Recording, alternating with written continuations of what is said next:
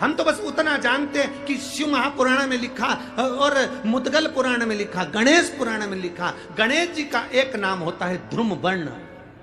क्या नाम है? ध्रुमवर्ण। गणेश जी का एक नाम होता है। जब हम धूप जलाकर और धूप लगाने के बाद में गणेश जी की सबसे पहली आरती करने के पहले, अगर हम सबसे पहली आरती गणेश जी की कर रहे हो, अपने घर में स्थापना कर रहे हो, बिठा रहे हो, और तुम चाहते हो कि गणेश जी मेरे घर में आके मेरी पूजा को स्वीकार करें और जो मांगू मेरा गणेश मुझे दे 10 दिन के अंदर, तो पहला नाम लेकर पुकार लेना ध्रुमवर्ण विनायक, बैठो, बस काम हो गया। वो फ्री होकर आता, वो बैठता अलमस्तता में। भगवान कहते हैं कि आप मुझे निर्मल मन से, निर्मल भाव से, निर्मल दिल से, निर्मल चित्त से आप मुझे अगर रिझा रहे हो तो मैं मिल जाऊं। ने पूछा गणेश जी फ्री कब रहते हैं? तो हमने कहा अब ये तुम्हारे ऊपर, हमको तो मालूम भी नहीं, हम तो अपॉइंटमेंट लिए भी नहीं उनसे, तो तुम्हें ज्यादा स्मरण। तो आप शंकर जी की कथा करते हो, आपको नहीं मालूम कि गणेश जी कब फ्री रहते हैं? हमने कहा गणेश जी फ्री रहने का केवल एक समय होता है, एक टाइम होता है, एक पल होता है, एक घड़ी होती है कि गणेश जी महाराज हमारे घर में आ गए। गणेश जी की सबसे पहली जो आरती हो, उस आरती के समय पर अगर धूप बत्ती जलाई जाए या गोबरी को जलाकर उसमें गूगल छोड़ी जाए और गूगल छोड़ने के बाद गणेश जी का नाम ध्रुमवर्ण कह दिया जाए, तो गणेश जी को तुम्हारे घर की पूजा स्वीकार करना पड़ती है। बस वो समय हम जानते। शिव महापुराण की कथा कहती है महाराज श्री गणेश जी महाराज का नाम तो प्रसिद्ध हुआ ही इसलिए है क्योंकि उन्होंने अपने माता पिता की सेवा कर ली।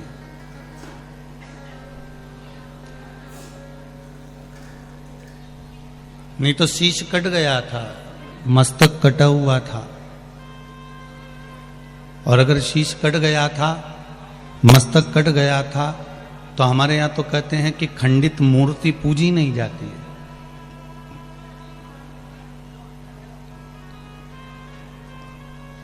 अगर शीश कट गया, मस्तक कट गया, तो फिर गणेश जी की पूजन प्रथम गिनती में कैसे आ गई? क्योंकि उन्होंने एक कार्य बड़ा प्रबल करा था, एक काम अच्छा करा। क्या करा था? उन्होंने अपने माता पिता की सेवा करी थी, अपने माता पिता की परिक्रमा करी थी। और अगर माता पिता की परिक्रमा में, माता पिता की सेवा में जीव तल्लीन है, माता पिता की सेवा में अगर तत्परता में लगा हुआ है, माता पिता की सेवा में अगर वो समर्पित भावों से लगा हुआ है, कोई लोभ और लालच से नहीं,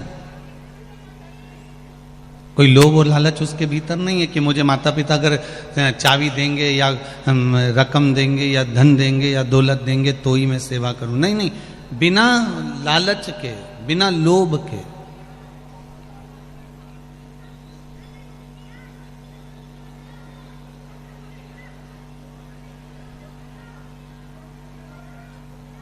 बिना लोभ और लालच के अगर हम भगवान की सेवा कर रहे हैं या बिना लोभ और लालच के हम अपने माता पिता की सेवा कर रहे हैं, तो उसका हमको फल जरूर मिलने वाला है। वो माता पिता भले वो कुछ दें चाहे ना दें, पर आप अगर किसी जीव की सेवा कर रहे हैं, माता पिता की सेवा कर रहे हैं, गौ माता की सेवा कर रहे हैं, संत ब्राह्मण साधुजन गुरुजन की सेवा कर रहे हैं, तो आपको उसका लाभ मिलेगा जरूर, उसका लाभ अवश्य प्राप्त होगा। ठीक है, उसका लाभ आपको मिल जाएगा। निर्मल मन सो मोहि पावा, मोहि छल छिद्र कपट ना भावा। अगर आप परिक्रमा कर रहे हो और परिक्रमा का भी नियम है कि तुम कितनी कर रहे हो, जैसे मनकों का नियम नहीं होता। मनकों का नियम होता कि नहीं होता? आपके झोली में आप जो माला जपते हो उसमें कितने मन के होते हैं? 108। 108 मन के किसके लिए होते हैं? सिद्धिता के लिए, भगवान को प्रसन्न करने के लिए। ठीक है। एक होती है 54 मनके की माला। कितने मन के होते हैं उसमें? 54। जब हमारा कोई काम अटक रहा है, हमारा कार्य कोई सिद्ध नहीं हो रहा, हमारा कार्य कुछ रह गया है और बहुत दिनों से अटका हुआ है, तो 54 मनके की जो माला होती है उससे भगवान का नाम जपना चाहिए, कार्य सिद्ध हो जाता है तुरंत। एक होती है 30 मनकों की माला। जब व्यक्ति बहुत बीमार पड़ जाता है, बहुत तकलीफ में हो जाता है, रोगीला हो जाता है, बीमारी छूटती नहीं है, बहुत कष्ट उसको होता है, कुछ ना कुछ रोग शरीर में, कभी बुखार आ रहा है, कभी सर्दी हो रही, कभी घुटना दुख रहा है, कभी कमर दुख रही, कभी हाथ दुख रहे, कभी पांव दुख रहा है, तो जिसके शरीर में जो कष्ट होता है तो 30 मनके की माला से जाप करने पर वो हमारा रोग मात्र 2 दिन के अंदर समाप्ति की ओर आ जाता है। हमारा कितना भी तेज बुखार चल रहा हो, कितनी भी तेज बुखार आ रहा हो, तो वो मात्र 2 घंटे 3 घंटे या 2 दिन के अंदर रोग मुक्त। 30 मनके। एक होती है 15 मनके की माला। 15 मनके की माला कौन सी होती है? जब बच्चा किसी एग्जाम में बैठ रहा हो, नौकरी के लिए अप्लाई कर रहा हो, कोई सर्विस के लिए जा रहा हो। श्री शिवाय नमस्तुभ्यम। शिव जी के ऐसे निर्मल कथा सुनने के लिए चैनल को सब्सक्राइब करें। वो नौकरी के लिए, सर्विस के लिए जब वो जाता है और बहुत एग्जाम में बैठ लिया तो भी सफल नहीं हो रहा, तो 15 मनके की माला से भगवान का कोई भी एक मंत्र जो आप स्मरण कर सकते हो, जिससे आपकी अच्छी पटे, उस भगवान का मंत्र बोलकर 15 मनके की माला से चले जाए, कार्य में सफलता प्राप्त हो जाती है। ऐसा उसको विद्वत्ता मिल जाती। एक 7 मनके की माला भी होती है। आप लोग कभी संतों को देखना, वो उंगली में पहने रहते हैं, और उंगली में पहने बस वो हाथ में कहीं लपेट, कई लोग हाथ में लपेटे थे, कई के हाथ में 30 माला देखोगे 15 मनके की, किसी के हाथ में 20 मनके की। किसी की संतों को देखना, कोई की माला छोटी सी होती है, यहाँ चढ़ जावे तो वो 15 मनके की, 20 मनके की, 30 मनके की, कोई की 7 मनके की होती है। उंगली में फंसाकर 7 मनके की माला जपते रहते हैं। 7 मनके की माला किस लिए होती है? तो कहा अपनी प्रतिष्ठा को पाने के लिए। कोई व्यक्ति आपका धन खाकर भग गया, कोई व्यक्ति आपका पैसा ले गया, कोई व्यक्ति आपका रुपया रख लिया, और वो व्यक्ति को तुम 50 बार बोल चुके, भैया मेरा पैसा दे दे, भैया मेरा पैसा दे दे, भैया मेरा रुपया दे दे, भैया मेरा धन दे दे, और वो व्यक्ति धन नहीं दे रहा, वो व्यक्ति पैसा नहीं दे रहा। और जो व्यक्ति पैसा लेकर बैठ गया और पैसा नहीं दे रहा है, उसके लिए तुमने बहुत प्रयास कर लिया, तो एक बार हल्दी की गठान की 7 मनके की माला बना लो। हल्दी की जो गांठ होती है उसकी 7 मनके की माला, बाजार में हल्दी की भी माला मिलती है, ठीक है। हल्दी के छोटे छोटे मनके होते हैं, दाने जैसे तुलसी के होते हैं वैसे। 7 मनके की माला हल्दी की गांठ की, हल्दी की ले लीजिए, और वो 7 मनके की माला से भगवान शंकर के नाम का श्री शिवाय नमस्तुभ्यम मंत्र बोलकर जिस व्यक्ति से धन लेना है उस व्यक्ति का नाम लेकर मात्र 12 दिन या 13 दिन या 14 दिन उस माला को जप लीजिए। उसके बाद उसी माला को उंगली में पहनकर उसके कंधे पर हाथ रख दीजिए या उससे हाथ मिला लीजिए, वो आपका पैसा आपके घर देकर जाएगा। मनकों में, माला में प्रबलता होती है। उसी तरह व्यासपीठ की परिक्रमा में प्रधानता होती है। हम कितनी परिक्रमा कर रहे हैं? यदि हम 108 परिक्रमा कर रहे हैं व्यासपीठ की, तो हमें सुख का अनुभव कराती है महाराज। आपका यदि कोई कार्य अटक रहा है और आप बहुत दिन से निवेदन कर रहे हो, तो भागवत की 54 परिक्रमा करना चाहिए। 54 परिक्रमा करने से आप जिस कार्य के लिए जा रहे हो, आप जिस काम के लिए लगे हुए, वो काम नहीं हो रहा, तो 54 परिक्रमा से वो कार्य सिद्ध हो जाता है महाराज। 54 परिक्रमा के अलग अलग प्रमाण है। जैसे बत्ती के प्रमाण है ना, आपको पहले भी कथा में कहा, गोल बत्ती देवताओं के सामने लगती है, लंबी बत्ती देवियों के सामने लगती है। पीपल के पेड़ के नीचे लगाओगे तो गोल लगेगी। लंबी बत्ती अगर आप लगा रहे हो तो कोई कुल देवी हो, पितर देवता हो, तो इनके सामने लंबी ही लगेगी, इनके सामने कभी गोल नहीं लगेगी।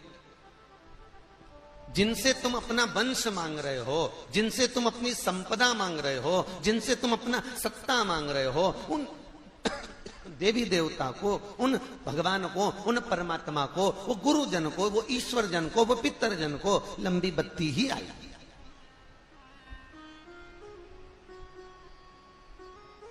पीपल के पेड़ के नीचे कभी लंबी बत्ती नहीं आती, याद रखना। पीपल के पेड़ के नीचे हमेशा गोल बत्ती है।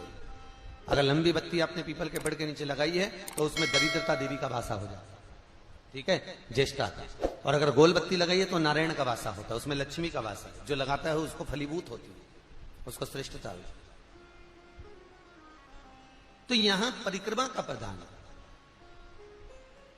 और भागवत महारानी की परिक्रमा जब भी करी जाती है तो जहां व्यास जी महाराज बैठते हैं तो व्यास जी का जो राइट हैंड होता है, जैसे ये भाग, तो इस कोने से परिक्रमा प्रारंभ कर कर इस कोने पर एक गिनी जाती है।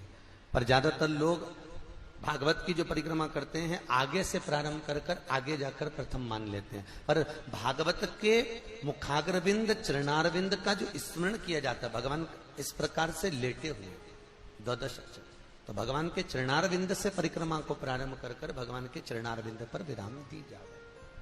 भागवत भगवत तत्व का रस। जैसे गणेश जी को दो तरह की दुर्वा समर्पित होती है, एक हरी दुर्वा, एक श्वेत दुर्वा।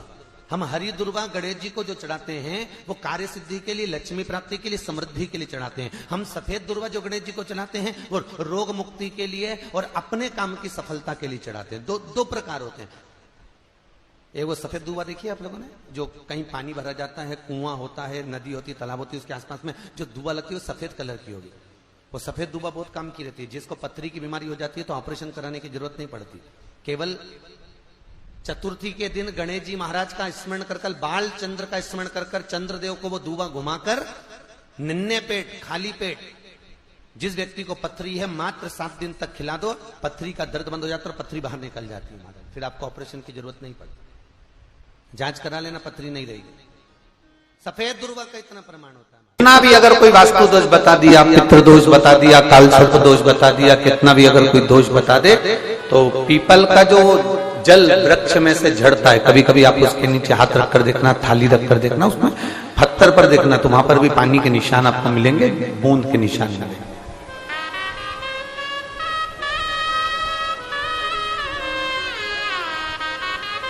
मात्र उस पीपल के वृक्ष के जल की एक बिंदी, एकमात्र बिंदी, शंकर भगवान का जो शिवलिंग है, जलाधारी है, चरण है, गणेश कार्तिकेय का स्थान है, अशोक सुंदरी का स्थान है, और प्रत्येक जलाधारी में से पानी बीच में से आकर नीचे की ओर गिरता है, नीचे की ओर गिरता है। आप लोगों के स्मरण में हमने पहले भी बताया कि राइट में किसका स्थान है? गणेश जी का, लेफ्ट में कार्तिकेय, बीच में अशोक सुंदरी। ये क्या है? पार्वती जी का हस्त कमल, शिवलिंग, और ऊपर से जो जल एक एक बूंद शंकर जी के शिवलिंग पर गिर रहा है वो शंकर जी की 5 लड़कियां, जया, विषहरा, शामली बारी, दौतली और देव, शंकर जी की 5 लड़कियों एक एक बूंद पानी शिव जी पर गिरा।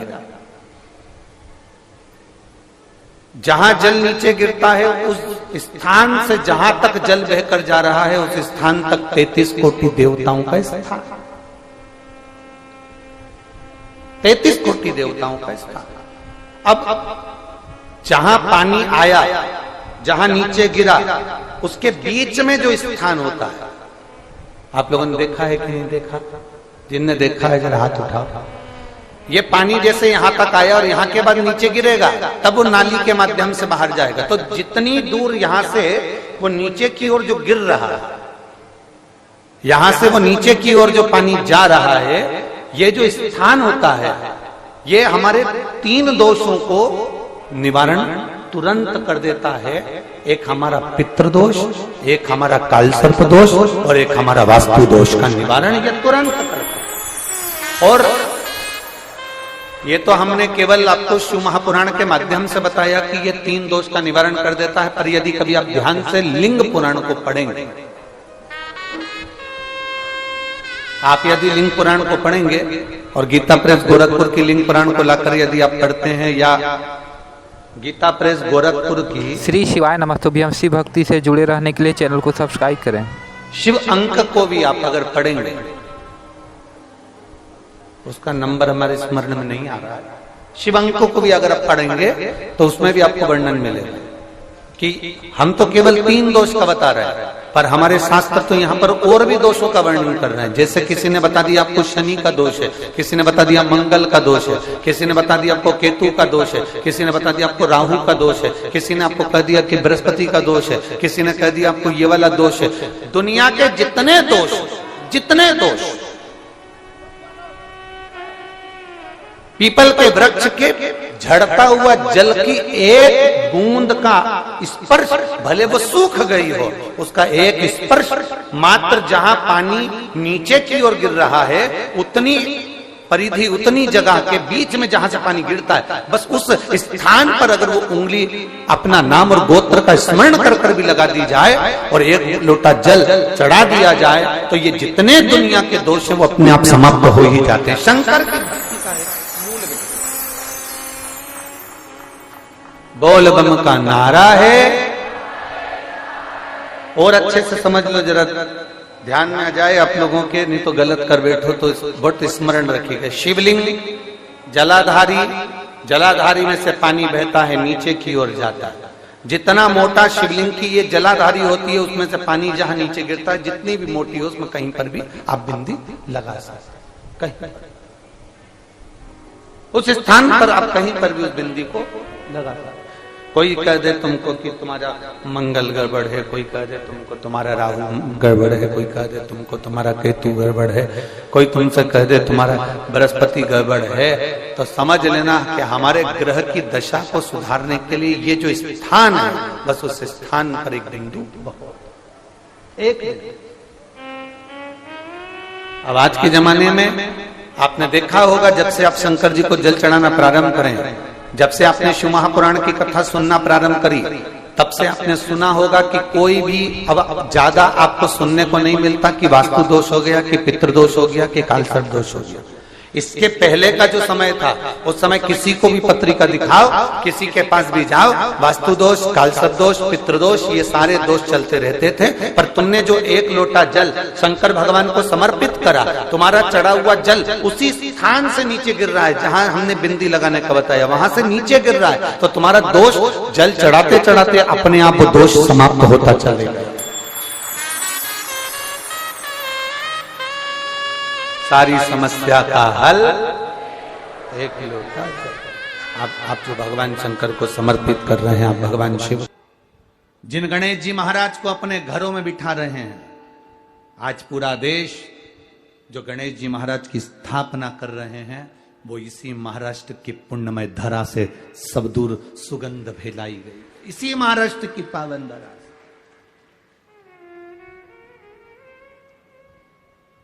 बल्लाल ने माता के चरणों को प्रणाम करा, पिता के चरणों को प्रणाम करा, विद्या अध्ययन करने के लिए भेजा था, पर मन नहीं लगा क्योंकि वो भगवान की सेवा में लगा था। बल्लाल करता क्या था, मिट्टी का तो शिवलिंग बनाता था और मिट्टी का ही गणेश बनाता था।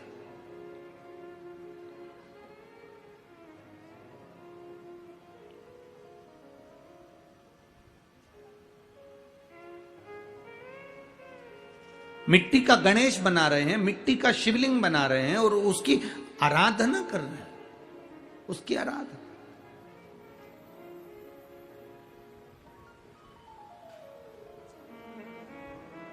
अब जो बच्चे उसके साथ विद्या अध्ययन करने गए थे, उनको भी उसने उसी में लगा दिया। जो जैसा होता है वो वैसा दूसरे को भी कराता है। झूठ बोलने वाले का साथ पकड़ोगे तो वो तुम्हें झूठ बोलना सिखा देगा, चोरी करने वाले का साथ पकड़ोगे तो वो तुम्हें एक ना एक दिन चोरी करना सिखा देगा, भजन करने वाले का साथ पकड़ोगे तो एक दिन वो भजन करना सिखा देगा, और सत्संग का साथ पकड़ोगे तो वो तुम्हें सत्संग करना सिखा देगा। ये उसके ऊपर आधारित है। आप साथ किसका पकड़ रहे हो, आप सानिध्य किसका कर रहे हो, आप किसका संग कर रहे हो, आप किसका साथ पकड़ रहे हो, आपके ऊपर निर्भर करता है, ये आपके ऊपर निर्भर करेगा। इसीलिए संगत का बहुत बड़ा अंतर पड़ता है। लिफ्ट से बिल्डिंग पर चढ़ना और पैदल पैदल बिल्डिंग पर चढ़ना, दोनों में क्या अंतर है? बोलो, जल्दी से बोलो।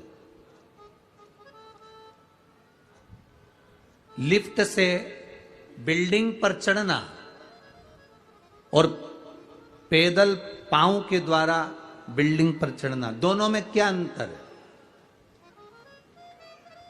अरे बोलो ना पूर्णा वाला, हमारे यहां तो उधर सीहोर में तो इतनी लिफ्टें भी नहीं है।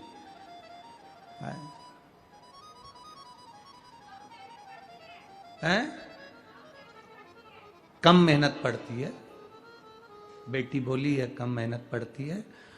लिफ्ट से चढ़ना और पैदल चढ़ना, दोनों में क्या अंतर है? दोनों में केवल एक अंतर भारी है। लिफ्ट से चढ़ते हो तो दूसरे के भरोसे चढ़ते हो। बोलो सही है कि गलत है? दूसरे के भरोसे चढ़ते हो। और अगर पैदल चढ़ते हो तो अपने बल पर, अपने पांव के भरोसे पर चढ़ते हो। अपने ऊपर भरोसा है तुम्हें, अपने पांव पर भरोसा। श्री शिवाय नमस्तुभ्यं। शिव जी के ऐसे निर्मल कथा सुनने के लिए चैनल को सब्सक्राइब करें। अपने भरोसे पर चढ़ रहे हो। 2 मंजिल मैं चढ़ जाऊंगी, तुम आओ लिफ्ट से, लिफ्ट की जरूरत तुम्हें, तुम आओ, मैं अभी पहुंचती हूं, अभी पहुंचती हूं मैं।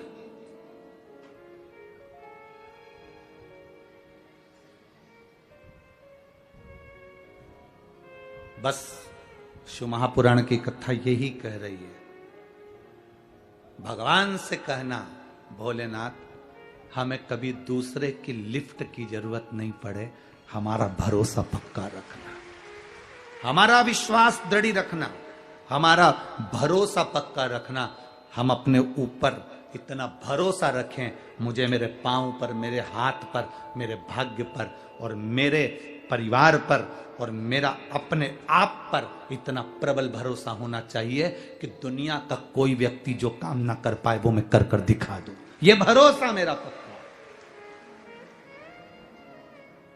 ये विश्वास मेरा दृढ़ हो।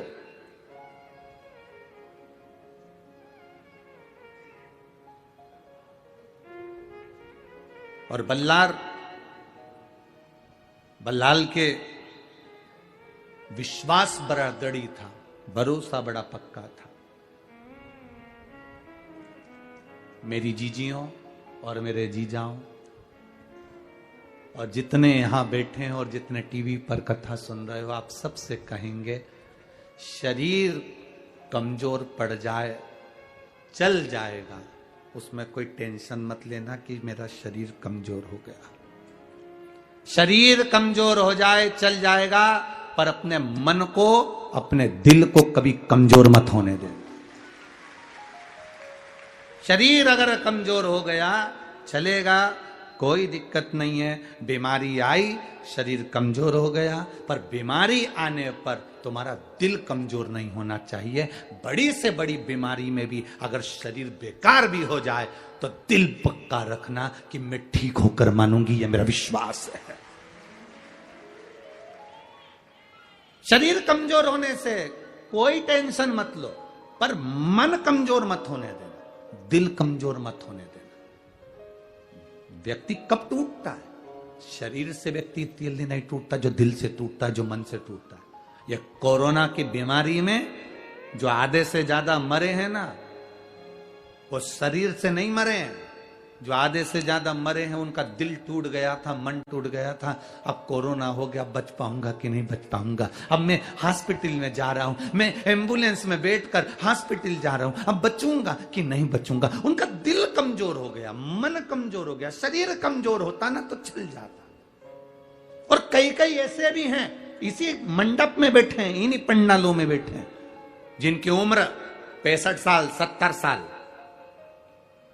कोरोना हो गया, चले भी गए, हॉस्पिटल भी गए, पर घर के लोगों से कह के गए, तुम टेंशन मत लो, ऐसा कई कोरोना निकल गया, चिंता मिंता मत करना, आऊंगा वापस।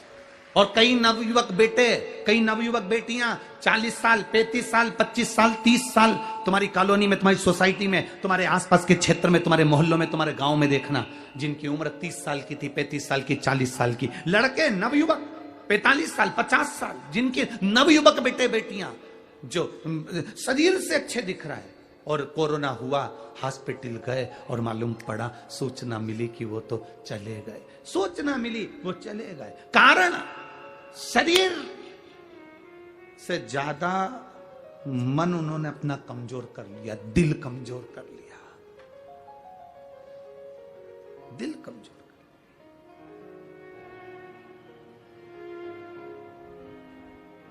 कई छोरा छोरी हमसे मिलने के लिए आते हैं, लड़का लड़कियां, बेटा बेटियां।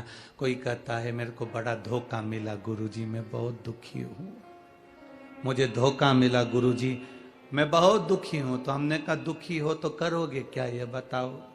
अब जिसने धोखा दिया वो तो आराम से पर्स टांग के पेंटिंग मेंटिंग करके पूरा जोरदार आराम से घूम रही, और तू रो रो के मर जा रहा, इससे होगा क्या। हमारा निवेदन है तुम शरीर से टूट गए चलेगा, पर दिल से मत टूटो। अगर लगे कि कोई धोखा दिया है तो महादेव के चरणों में जाकर बैठना प्रारंभ करो।